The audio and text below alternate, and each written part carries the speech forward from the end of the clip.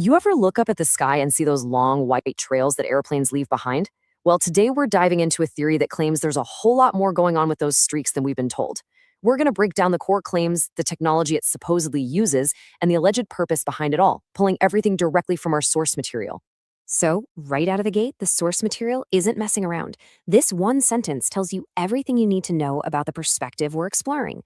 It's not about weather or engine exhaust, it's framed as a full blown conflict. That quote really sets the stage for everything that follows. All right, here's our game plan. First, we're going to look at why this theory says not all trails in the sky are created equal. Then we'll get into the weeds of the so called invisible control system. After that, we'll detail the alleged chemical attack on our minds, and we'll wrap up with the supposed ultimate goal and how the source says you can fight back. Okay, let's start at the very beginning with the absolute foundation of this entire theory. It all boils down to one simple but critical idea.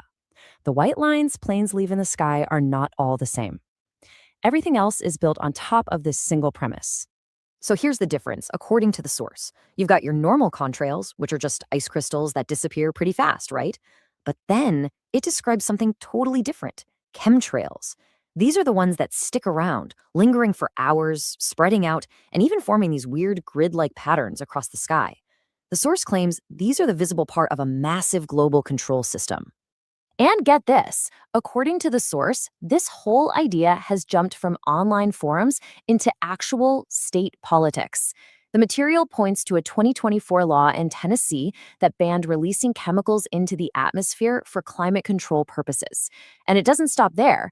It mentions Florida and Louisiana are looking to do the same, with similar bills popping up in a few other states too. Now, moving into our second section, this is where the theory starts to get really, really complex. The source lays out what it claims is a highly sophisticated, two-part technological assault that's happening right over our heads.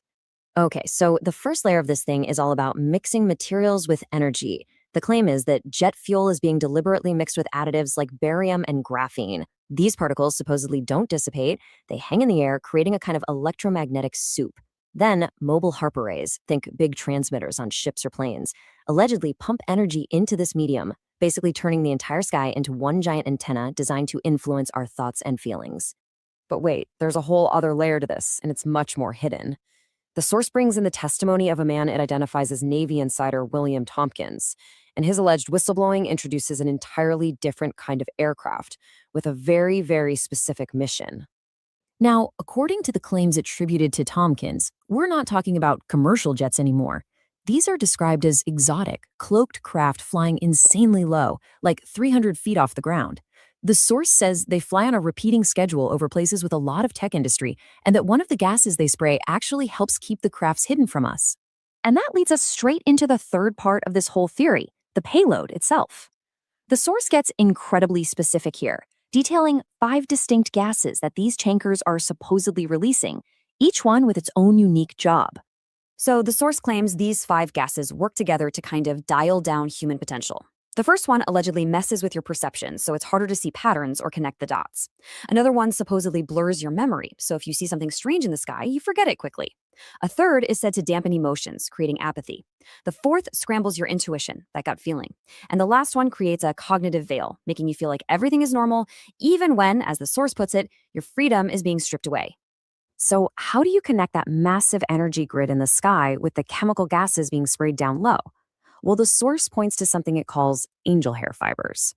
It describes these as superfine graphene-based fibers that supposedly fall from the sky. Their alleged job is to act like millions of tiny antennas, amplifying the frequencies from the grid and linking the whole system together. And all of this brings us to the biggest questions of all, right? Why? Why would anyone do this? In our final section, the source explains the alleged motive behind this whole operation and, more importantly, what it says people can actually do about it.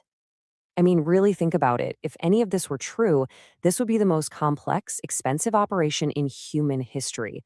So the question is, why? The source suggests the answer isn't about controlling what you do, but about controlling what you are. So what's the end game?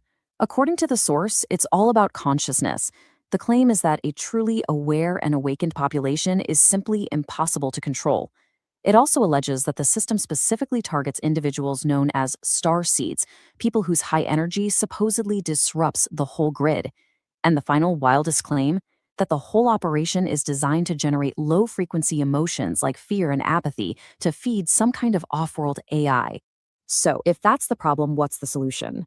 The source says the fight isn't a physical one, it's an internal one. The goal is to make your own mind and body a place where this kind of control just can't take root. The recommended steps are all personal and energetic.